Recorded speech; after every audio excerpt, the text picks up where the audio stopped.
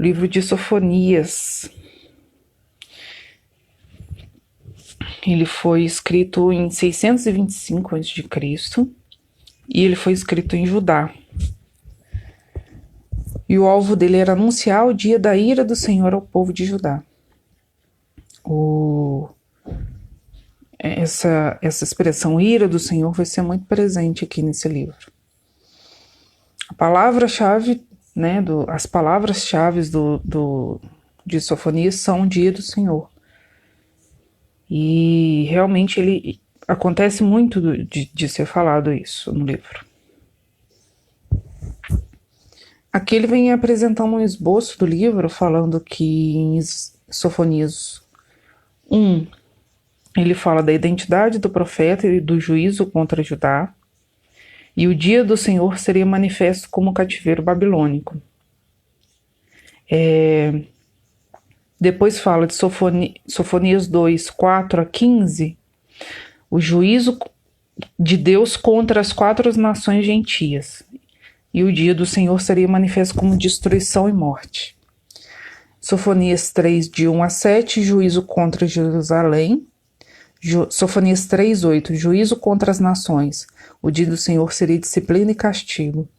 Sofonias 3, do 9 a 20, bênção e descanso. O dia do Senhor seria a consumação final das promessas do Senhor. Então aqui o dia do Senhor é tanto juízo como a bênção final que Deus vai trazer, A promessa de Deus de restauração sobre a nação de Israel. Então, o profeta, se esse livro fosse resumido em uma sentença, seria: o profeta anuncia o juízo inevitável sobre o povo de Deus e as nações, mas consola pregando a promessa de restauração. É bem interessante que no capítulo 1 e 2 e até a parte do 3 ele vem e fala: olha, vai ter juízo, vai ter o dia do Senhor, vai ser juízo, vai ser estrago, vai ser morte, não sei o que, não sei o que. E aí no final do capítulo 3 ele fala dessa restauração que Deus vai trazer. E a mensagem de Sofonias, ele vem trazer profecias para o povo de Deus e para os gentios, que ele fala contra a nação de Israel e fala também contra outras nações. Há a menção do juízo do Senhor, o dia do Senhor. Há uma chamada ao arrependimento e há promessas de restauração e bênção futura. A menção de remanescente, o pequeno número de fiéis que seria preservado pelo Senhor, tá? Então tem tudo isso tem todas essas características, Tem livros de profetas que não tem todas as características, esse aqui tem.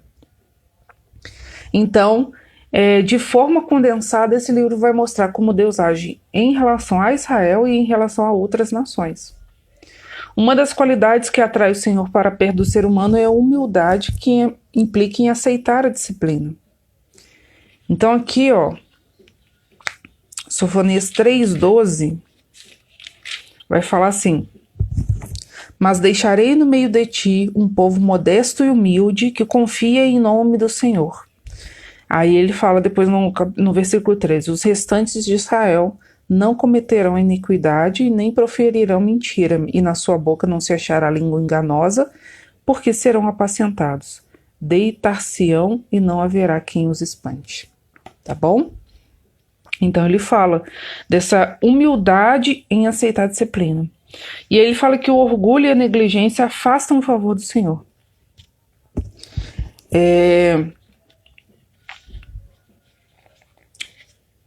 Capítulo 3, versículos 5 e 7 vai falar um pouquinho disso para nós. Capítulo 3 de Sofonias, versículos 5 e 7.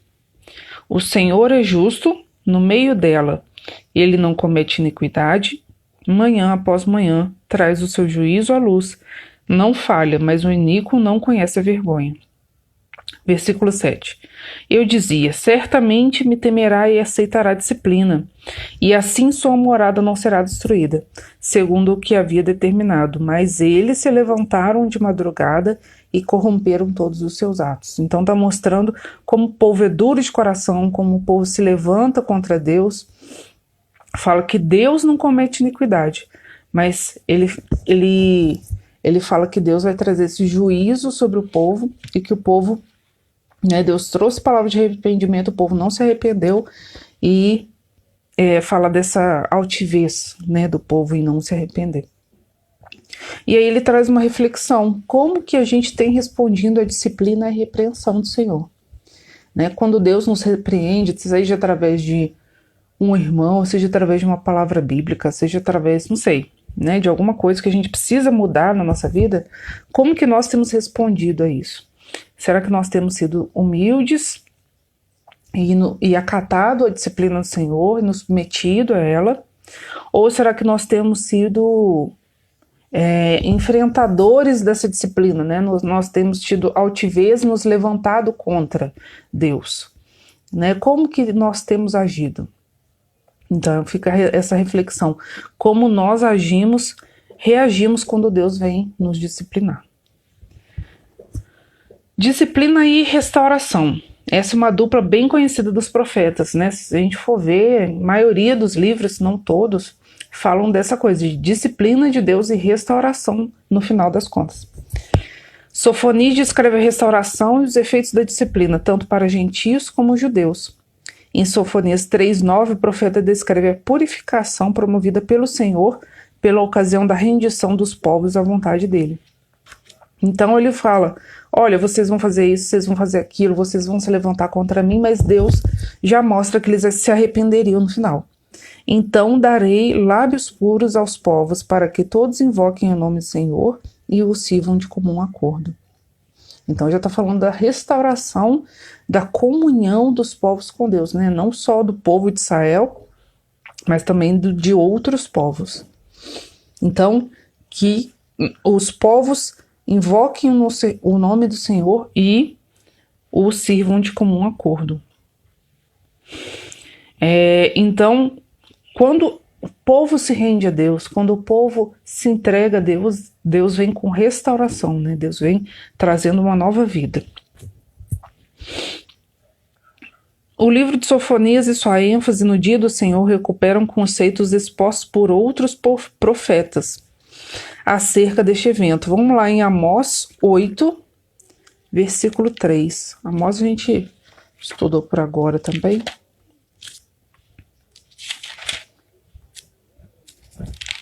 Amós 3, versículo 8.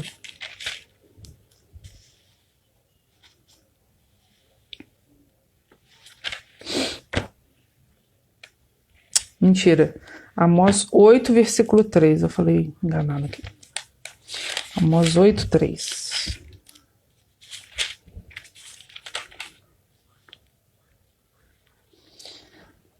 Eu lembro quando eu li esse versículo aqui, isso me marcou muito.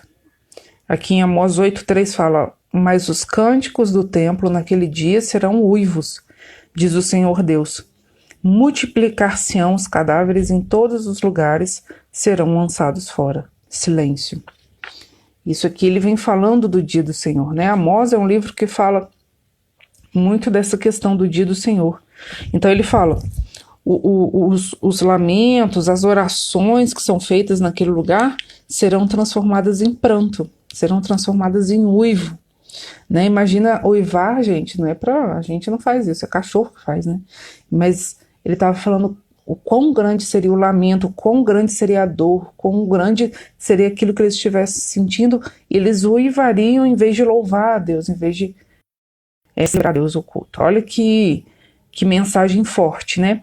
E aqui nesse versículo, em Amós, está se referindo ao dia do Senhor. Então o dia do Senhor é realmente visto como uma coisa que traz juízo, uma coisa pesada. Diante da total destruição da criação por causa da ira do Senhor, a misericórdia de Deus se sobressai como um chamado ao arrependimento de um remanescente fiel, difundindo a todas as nações. Então, ao mesmo tempo que Deus traz essa palavra de julgamento, Deus traz uma palavra de consolo quando há arrependimento, tá?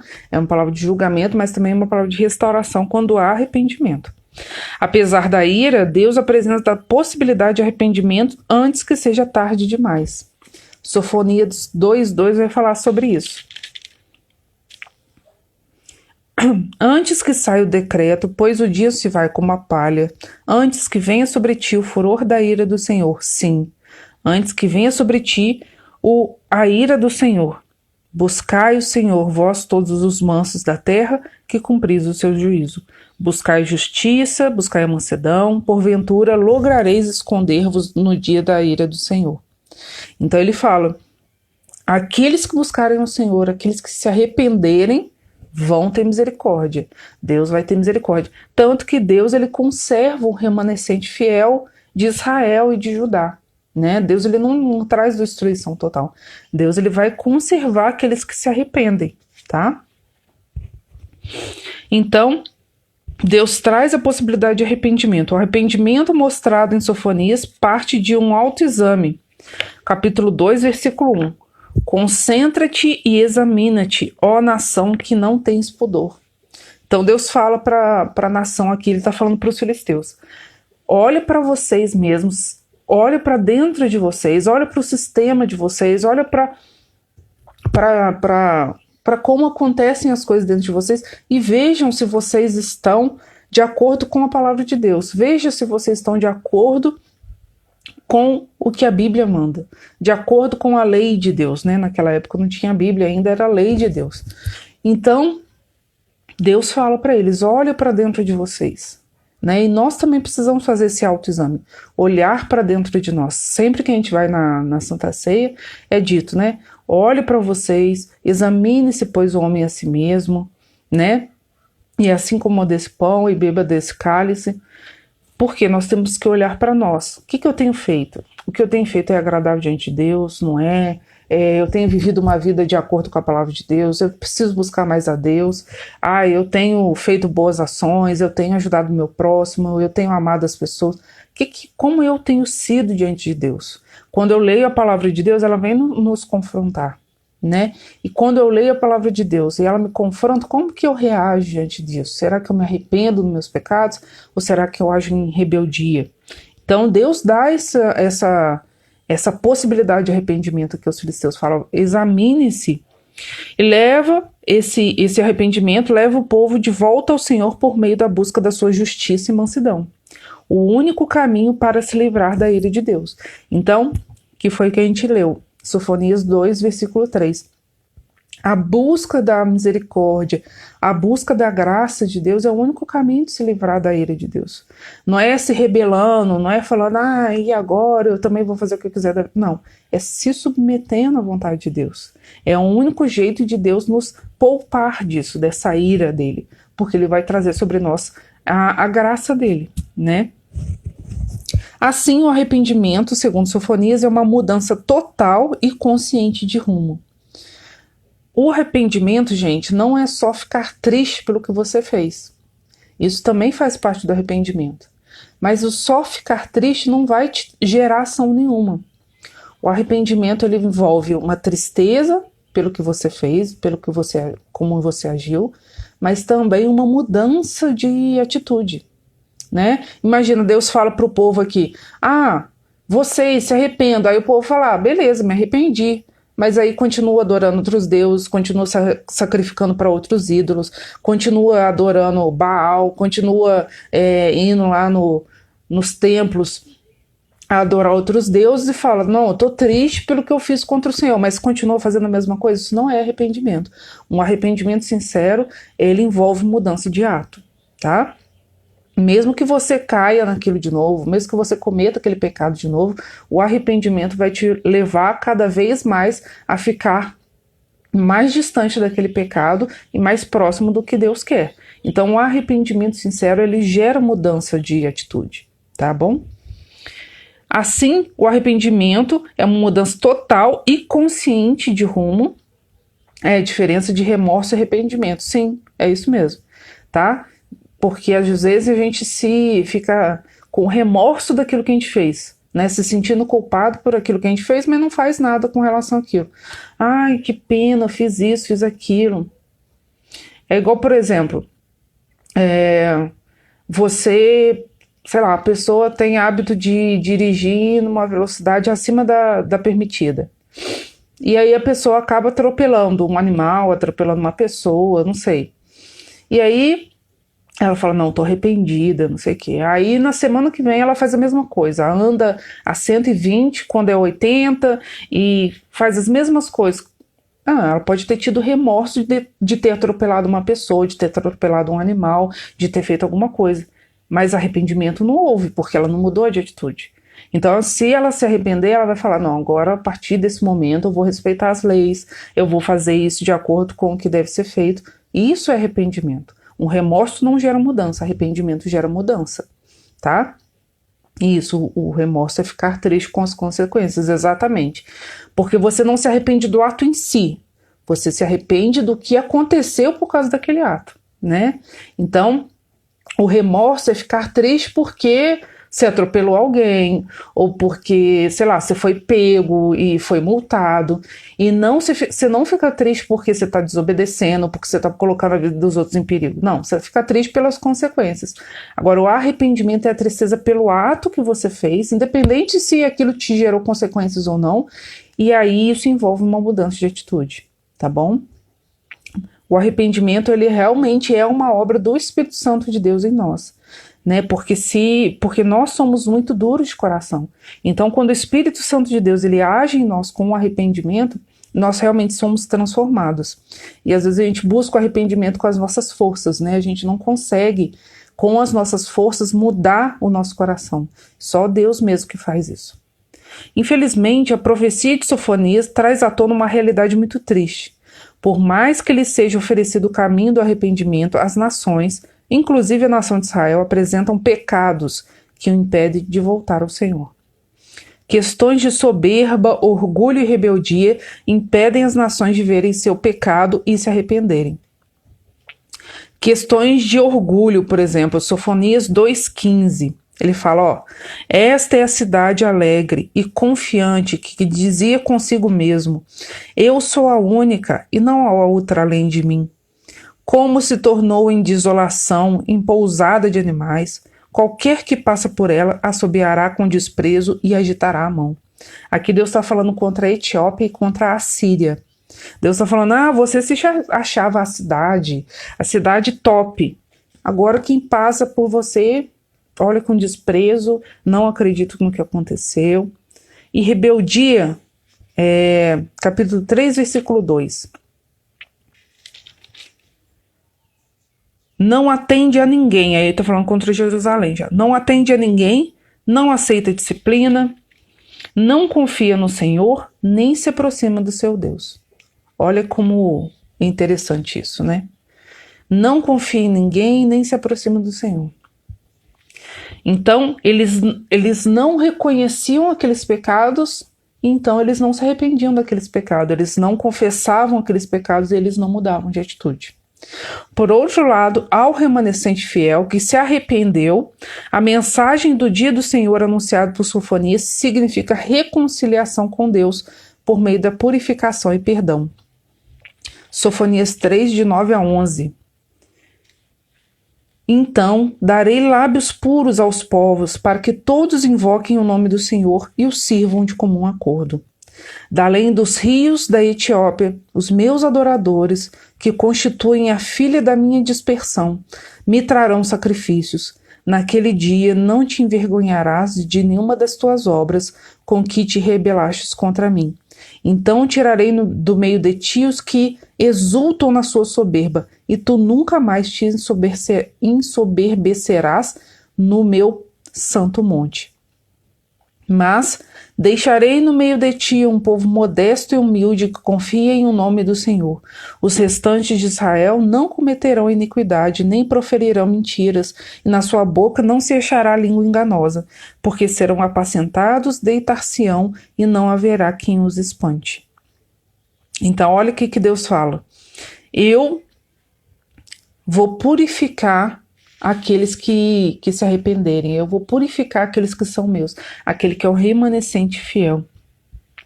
Então o dia do Senhor seria um dia de juízo, que Deus traria juízo, mas o dia do Senhor também significava dia de restauração para aqueles que permanecessem fiéis a Deus, aqueles que se arrependessem de seus pecados, aqueles que reconhecessem as suas culpas e mudassem de atitude. Deus traria restauração sobre esses. E aqui ele vem fechando falando de Sofonias e o Novo Testamento. A ênfase do dia do Senhor, dos Sofonias, chega no Novo Testamento com compreensão maior desse dia. Paulo deixa claro que o dia do Senhor será executado por Cristo. Vamos lá para Romanos 2, versículo 16. Romanos 2, 16.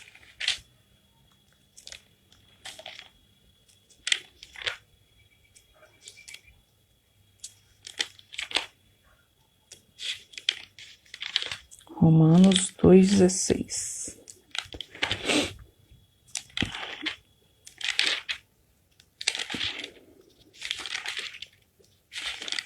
Tô achando aqui, gente.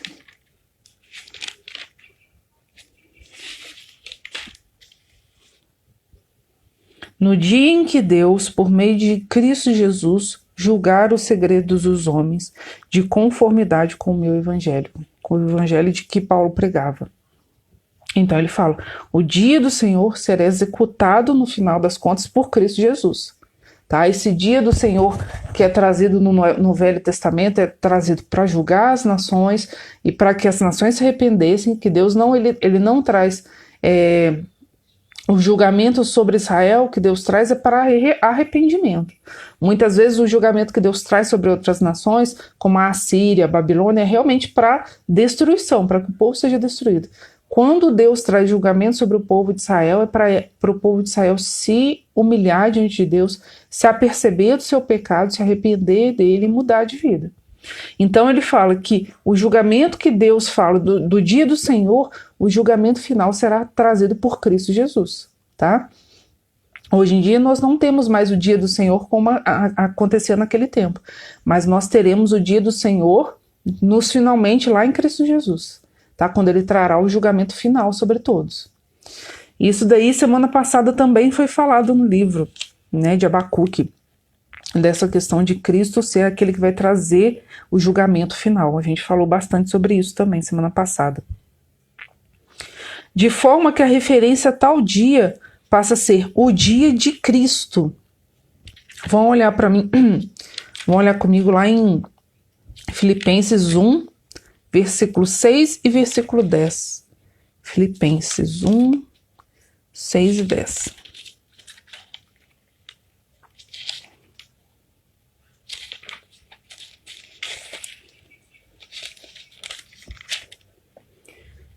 Filipenses 1, 6 e 10. Estou plenamente certo de que aquele que começou a boa obra em vós há de completá-la até o dia do Senhor Jesus Cristo. Aliás, é justo que assim pensem de todos vós, porque vos trago no coração, seja nas minhas algemas, seja na defesa e confirmação do Evangelho. Pois todos sois participantes da graça comigo. Pois minha testemunha é Deus, da saudade que tenho de vós, da eterna misericórdia de Jesus Cristo. E também faço essa oração, que o vosso amor aumente mais e mais em pleno conhecimento e toda percepção, para aprovardes as coisas excelentes e serdes sinceros e inculpáveis para o dia de Cristo, cheios do fruto da justiça, o qual é mediante Jesus Cristo para a glória e louvor de Deus. Então ele fala, eu oro para que vocês sejam inculpáveis no dia de Cristo, que vocês se achem inculpáveis quando Cristo vier julgar o mundo, né? Porque Cristo não virá somente para a sua igreja, ele virá para julgar o mundo também. Então, Paulo intercede para que os filipenses se achassem inculpáveis no dia do Senhor. A expectativa do Novo Testamento acerca desse dia não abandona um caráter condenatório e o julgamento predito por Sofonias. Em Sofonias, ele vai falar desse julgamento de Deus. Ele vai falar de como que Deus pesa a mão, vamos dizer assim, contra as nações. Porém, a certeza da salvação em Cristo dá à igreja uma perspectiva privilegiada de quem já pode celebrar a expiação dos pecados, de forma que esse dia é desejado. Então, enquanto as outras nações serão julgadas, serão condenadas, aquele que estiver em Cristo, aquele que estiver habitando em Deus, ele será preservado, ele será levado para a habitação eterna, ele será levado para estar com Cristo e em Cristo eternamente. Por isso que nós desejamos o dia de Cristo, por isso que nós desejamos que Cristo venha para nós e até nós, né? E aqui em 2 Timóteo 4:8 ele vai falar assim, ó: já agora a coroa da justiça me está guardada, a qual o Senhor, reto juiz, me dará naquele dia, e não somente a mim, mas a todos quanto amam a sua vinda. Então, a coroa da justiça já estava guardada para Paulo. Aquela coroa será dada não só a Paulo, mas a todos quanto amam a vinda do Senhor.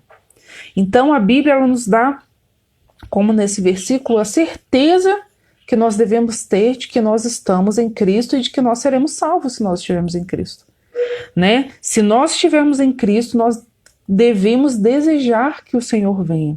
Não devemos temer, mas devemos querer que o Senhor venha. E por isso mesmo nós devemos pregar, nós devemos orar pela conversão, nós devemos falar do pecado, né? Falar contra o pecado, para que Deus traga arrependimento a outros também, como Ele trouxe a nós.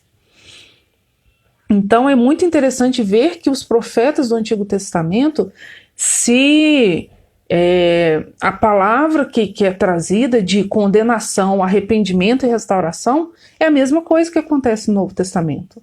O Novo Testamento é uma nova aliança, é um novo modo de Deus agir. Deus fala através da sua palavra escrita, através dos apóstolos, mas a mensagem é a mesma: arrependimento, julgamento de Deus, arrependimento, salvação. É isso que a palavra de Deus vem falar. Então vai falar do julgamento de Deus para aqueles que não se arrependem, da salvação para aqueles que se arrependem e da vida eterna para aqueles que se arrependem. E aqui Sofonias fala isso: olha, vocês serão julgados, não sei o quê. Aqueles que se arrependerem vão ser restaurados. Aqueles que não se arrependerem serão perdidos. Assim como o Novo Testamento fala, tá? Então, às vezes a gente tem uma visão de que o Antigo Testamento é totalmente diferente do Novo. Não, o modo que a mensagem é pregada, coisas novas são reveladas, sim, mas a salvação, ela é sempre pregada do mesmo modo, né? Aqui os judeus antes de Cristo, eles confiavam no Messias que haveria de vir, e nós confiamos no Messias que já veio. Então, é isso, a palavra é a mesma, né? É um arrependimento, salvação e condenação para aqueles que não se arrependem. O rei de Israel vai falar: o executor do dia do Senhor, segundo Sofonias, é o próprio Deus, apresentado como o rei de Israel. Eu li 2 Timóteo 4:8, Vitória.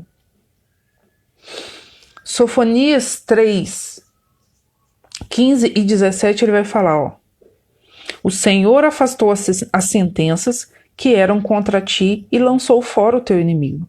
O rei de Israel, o Senhor, está no meio de ti. Tu já não verás mal algum. Naquele dia se dirá a Jerusalém: não temas, ó Sião, não se afrouxem os teus braços. O Senhor, teu Deus, está no meio de ti, poderoso para salvar-te. Ele se deleitará em ti e com alegria renovar-te-á no seu amor. Regozijar-se-á em ti com júbilo. Os que estão entristecidos por se acharem afastados das festas solenes, eu os congregarei, estes que são de ti, sobre os quais pesam opróbrios. Então ele fala aqui, ó: o rei de Israel, o Senhor, está no meio de ti, tu já não verás mal algum. De nada, Vitória. Então ele fala: o rei de Israel, né? Ele fala que o Senhor é o rei de Israel. O Senhor teu Deus está no meio de ti, poderoso para salvar-te. Olha como que ele vem confirmando que Deus é esse rei de Israel, que Deus é que traz esse juízo e também é o que traz a restauração.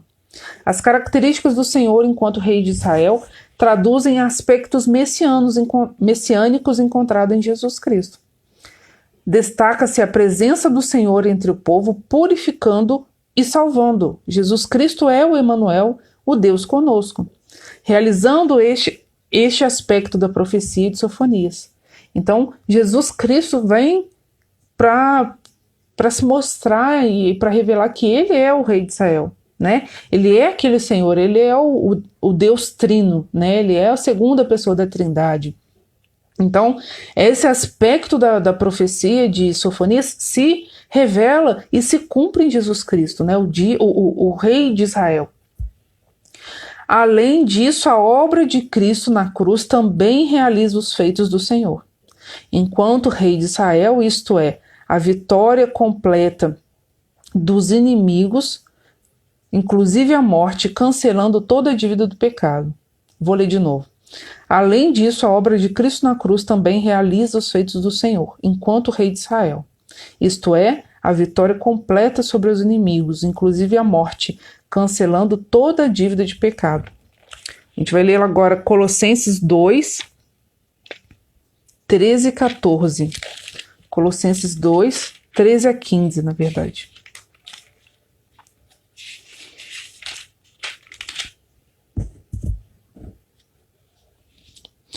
E a vós outros, que estáveis mortos pelas vossas transgressões e pela incircuncisão da vossa carne, vos deu vida juntamente com ele, perdoando todos os vossos delitos, tendo cancelado o escrito de dívida que era contra nós e que constava de ordenanças, o qual nos era prejudicial, removeu-o inteiramente, encravando-o na cruz.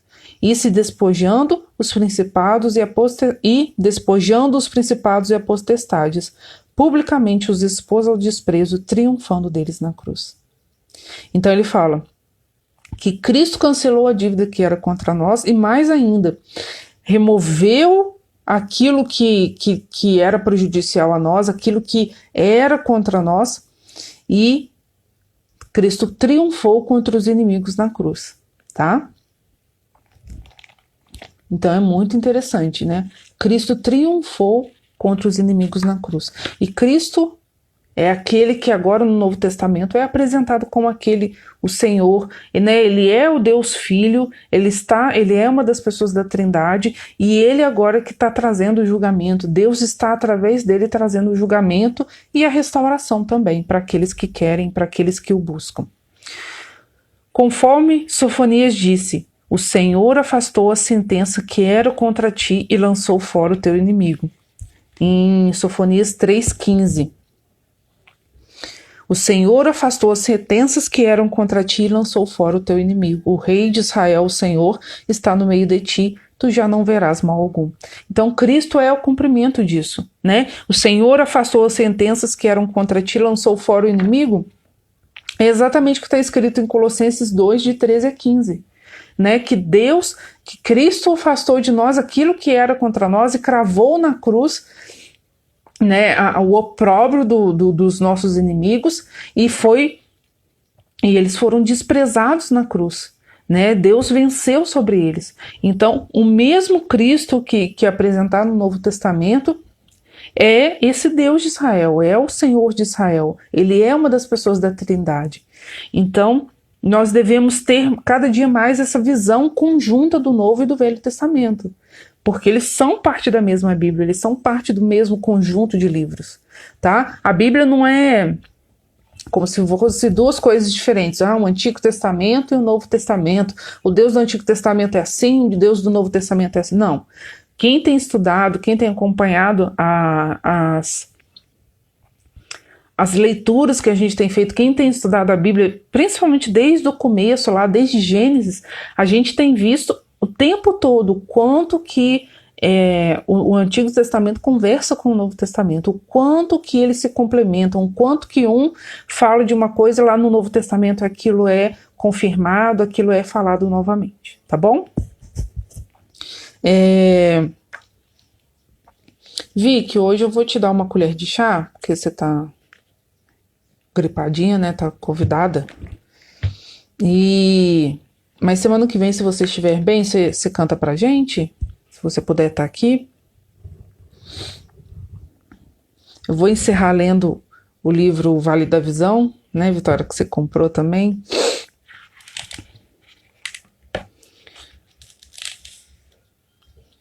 Se você quiser acompanhar comigo, vou falar aqui a página. Página 123. Página 123, o Vale da Visão. Crescimento espiritual. Ó Altíssimo, conforme ordenaste, em ti espero. Meu desejo é pelo teu nome, minha mente te rememora. Sou um pecador, mas não insensível ao meu estado. Minhas iniquidades são grandes e numerosas, mas tu és aquele capaz de me dar alívio, pois é rico em misericórdia. O sangue do teu filho pode limpar de todo o pecado, a ação do teu espírito pode subjugar minhas mais fortes concupiscências. Dá-me uma consciência sensível e desperta, que possa me castigar e atormentar quanto eu peque. Dá-me uma consciência sensível e desperta que possa me castigar e atormentar quando eu peque. Que eu seja consistente no falar e no agir. O mesmo sozinho que em companhia, na prosperidade e na adversidade, aceitando todos os teus mandamentos como justos e odiando todo falso caminho. Que eu nunca esteja satisfeito com o meu presente progresso espiritual, mas que a fé se soma em virtude, conhecimento, temperança, piedade, bondade fraterna, caridade. Que eu jamais venha negligenciar aquilo que é necessário para a formação do caráter cristão e essencial para aperfeiçoá-lo. Que eu possa cultivar a diligência, desenvolver a amabilidade, adornar o evangelho, ilustrar a religião de Jesus, conforma-me à tua providência. No dia mau, que eu possa resistir ao pecado e não naufragar, ajuda-me a levar à vida comum porções da verdade divina e usá-las na ocasião adequada, a fim de que suas doutrinas me instruam, seus alertas me refreiem, suas regras me guiem e suas promessas me confortem. Amém? Então foi na página 123, Crescimento Espiritual.